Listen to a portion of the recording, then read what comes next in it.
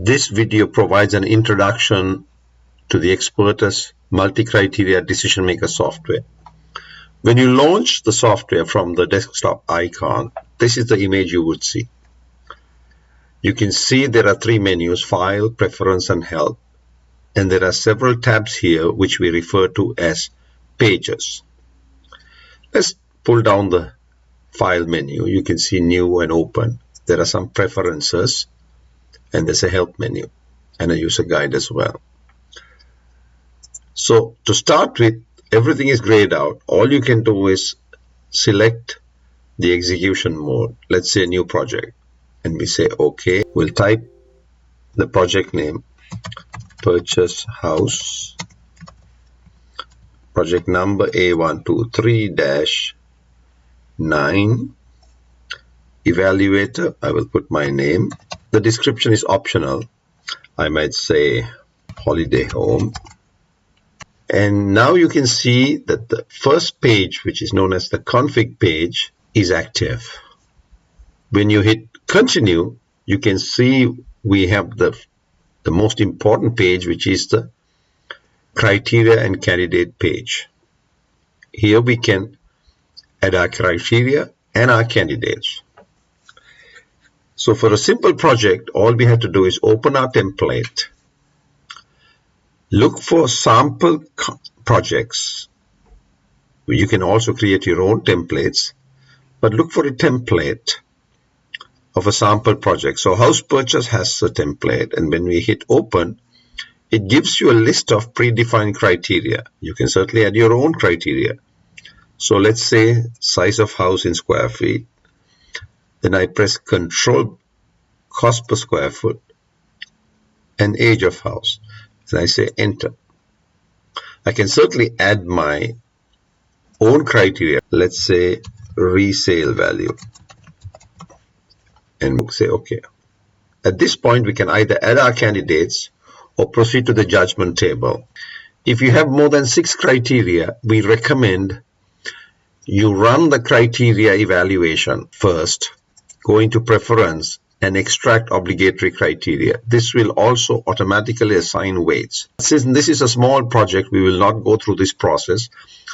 There's a separate video for extracting obligatory criteria.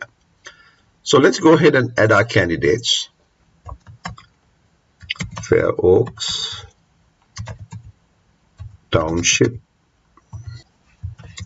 Somerville. Let's leave it at 3 candidates to make our life easy. Hit continue now. You're offered the criteria judgment and the candidate judgment page. So let's start the criteria judgment. When you hit this, you have many options. You can either do the HP or you can force weights. When you force weights, you have also 2 additional options. These are used if your management or your company has already instructed you what weights to use. But in this case, let's proceed the HP option. You hit criteria judgment and you see this screen. Your criteria will be offered to you in pairs. So here we see one in blue and one in red. As we learned earlier, all you have to do is move this pointer in the direction of your preference and indicate your degree of preference. Let us say for us, the cost of the house is more important than size. So we'll say next. Between size and age of house, age is very important to us. Resale value, not too concerned about it, so I'll say size. Then we get the next pair and we proceed. I will move fast. Which one and how much? And once you have done this, it says no more next because you've completed. And now you come to the candidate's judgment page, which is a slider screen once again. You have your criteria here and you have your candidates here now. You can see the software has already selected the first criterion and is asking you for your opinion of the 2 houses for the size of house. So all you do is once again Move your cursor and say next. Once again, between Township and Somerville, which one do you prefer? When you're conducting candidate ranking, you must have your judgment table alongside. You use the judgment table to decide which one and how much. If you do not have a judgment table, you will almost certainly arrive at a suboptimal decision.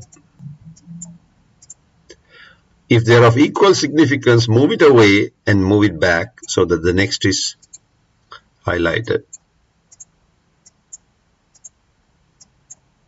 Now it's done, we say OK, and you have your results. This is the final ranking. Here we have the criteria ranking, and here is the candidate ranking. If you click here on this tab twice, this is now sorted from top to bottom. Likewise, we can do the same thing here. So Somerville is the preferred choice. We have a couple of other options. We will discuss those in a separate video. For now, this is all you need to know, and you can go ahead and save your file. Save as my house or whatever it is you like. And the file will be saved with an extension .xpp. Thank you.